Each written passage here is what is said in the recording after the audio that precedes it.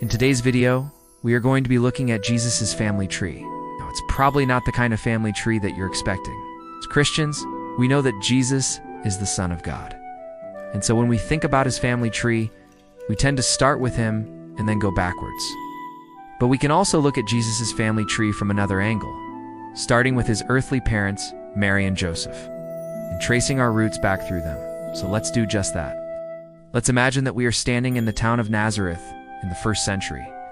Nazareth was a small town, probably only having around 500 or so people living there. It was located in the Galilee region of Palestine, which itself was under the oppressive rule of the Roman Empire. Many Jews saw the Romans as an occupying force who had no right to be there. The majority of the people of Nazareth would have been Jewish. But there would also have been some Samaritans and perhaps even a few Gentiles living there too. In the center of town, there would have been a synagogue where Jewish men gathered every week to pray, study the Torah, and hear readings from the prophets. Every 3 years, the Jewish men were required by law to travel to Jerusalem for the 3 major feasts, Passover. These journeys to Jerusalem would have been undertaken with other men from Nazareth.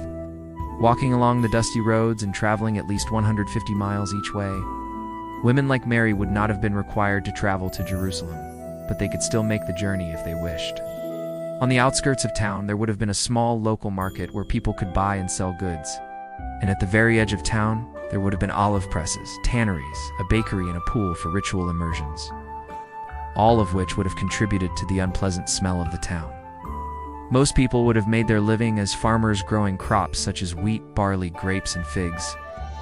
A few might have worked as fishermen on the nearby Sea of Galilee, while others might have been day laborers working on building projects or helping out on farms. It would have been into this world that Joseph and Mary were born and raised.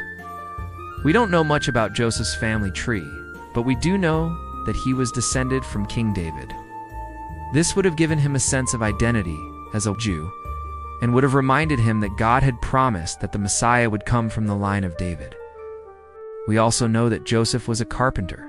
This is traditionally interpreted to mean that he would have been a manual laborer working with wood, although it's possible that he might have been a contractor or foreman working on building projects. We know that Joseph and Mary were betrothed, which in those days meant that they were already considered to be married, even though they weren't yet living together. When Mary became pregnant, this caused a scandal, as she had not yet been deflowered by Joseph. So Joseph wanted to break off the engagement quietly, but he didn't want to publicly accuse Mary of cheating. Eventually, an angel appeared to Joseph in a dream and told him that the pregnancy was of the Holy Spirit and that the child would be called Jesus. So Joseph took Mary as his wife, and Jesus was born in Bethlehem. When Jesus was born, Mary and Joseph took him to the nearby town of Nazareth, where they brought him up. As a child, Jesus would have attended the synagogue with his parents and other Jewish men. He would have listened intently as the Torah was read, hearing stories of creation, of Abraham's faith, of Moses leading the Israelites out of slavery in Egypt, of Joshua leading them into the Promised Land, of judges delivering Israel from its enemies, of kings ruling over Israel, and of prophets calling Israel to faithfulness. Every week, Jesus would have heard these stories retold, and he would have asked questions about them. His mind was sharp from an early age, and he loved to debate theology with the older men.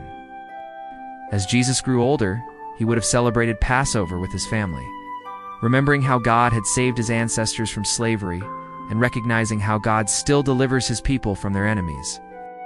At Passover, Jesus would have eaten matzah and lamb, and the angel's blood would have been put on the doorframes to symbolize the passing over of the firstborn sons. During Passover, they would have traveled to Jerusalem, staying with relatives while they were there. At age 12, Jesus would have traveled to Jerusalem for Passover again, but this time without his parents. This was a normal practice, as Jewish boys were expected to attend the Passover in Jerusalem by themselves at age 12. On the way to Jerusalem, they would have walked behind a group of other boys from Nazareth, making the journey on foot and taking around 5 days to get there. While in Jerusalem, Jesus would have stayed in the temple area, learning from teachers and hanging out with other kids his own age. After a week, Joseph and Mary would have met up with Jesus at the end of Passover, traveling back to Nazareth together. During Jesus' boyhood, he would have worked alongside his father as a carpenter, learning a trade that would help support his family in the future.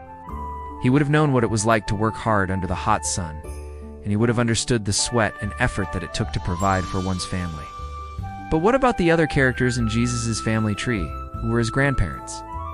Well, Matthew's Gospel tells us that Jesus was the son of Heli, who was the son of Matthat, who was the son of Levi, who was the son of Melchi, who was the son of Joni, who was the son of Joseph, who was the son of Mattathias, who was the son of Amos, who was the son of Nahum, who was the son of Esli, who was the son of Nagai, who was the son of Moth, who was the son of Judah, who was the son of Joseph, who was the son of Eliakim, who was the son of Edo, who was the son of Isai, who was the son of Nathan, who was the son of David.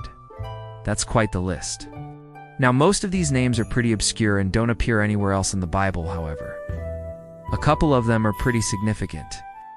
We know that David was an incredibly important figure in Jewish history, being the second king of Israel after Saul. In fact, many Jews believe that the Messiah would come from the line of David. If that's true, then Jesus would have been a descendant of David, and that's why Matthew includes him on this list. Now remember, this list was written in Hebrew. But Matthew was writing to a predominantly Gentile audience who would unnecessarily know much about obscure Hebrew names. So he added in a couple of more familiar names from the Old Testament. So after David, we have Isai, who was the father of King David's son, Solomon. Then we have Nathan, who was also one of David's sons. Finally, we have Mattathias, who was the father of King David's daughter Tamar. So what we have here is a list of obscure names mixed with some big names from Jewish history. What's interesting is that in Luke's Gospel, Jesus' family tree doesn't begin with David, but rather with the patriarch Abraham. This makes sense when you consider that Luke is writing to a predominantly Gentile audience. For Luke, Abraham is a bigger name than David, because Abraham is included in the lineage of not just the Jews, but also of the Gentiles. Luke wants to show that Jesus came to save not just the Jews, but the Gentiles as well. So in Luke's Gospel, we have Jesus being the son of Joseph, who was the son of Heli, who was the son of Matthat, who was the son of Levi, who was the son of Melchi, who was the son of Jani, who was the son of Joseph, who was the son of Mattathias, who was the son of Amos, who was the son of Nahum, who was the son of Esli, who was the son of Nagai, who was the son of Moth, who was the son of Judah, who was the son of Joseph, who was the son of Onez, who was the son of Salothiel, who was the son of Neri, who was the son of Melchi, who was the son of Addi, who was the son of Kozim, who was the son of Elmadam, who was the son of Ah, who was the son of Jesus, who was the son of Abraham. And there you have it. Those are the people who made up Jesus' family tree on his mother's side, going all the way back to Abraham.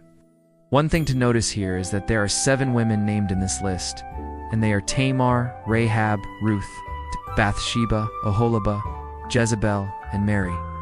These women are not merely names on a list, but they play important roles in the scriptures. Some of them, like Tamar, Rahab, Ruth, and Bathsheba, are praised as women of faith. Others, like Oholibah and Jezebel, are criticized for their actions. And then there's Mary, who is simply obedient to God's will. When we look at Jesus' family tree, whether through his father's line or his mother's line, we see a lot of ordinary people. We see farmers, carpenters, and fishermen, as well as priests and kings. Some of these people did great things for God, while others made big mistakes. But God used all of them to accomplish his purposes. Just like these people, we too have the opportunity to glorify God in our everyday lives, whether through our jobs or our relationships, or our service to the church. If you enjoyed this video, please hit the thumbs up button. Thank you very much for watching, and I hope that you learned something new.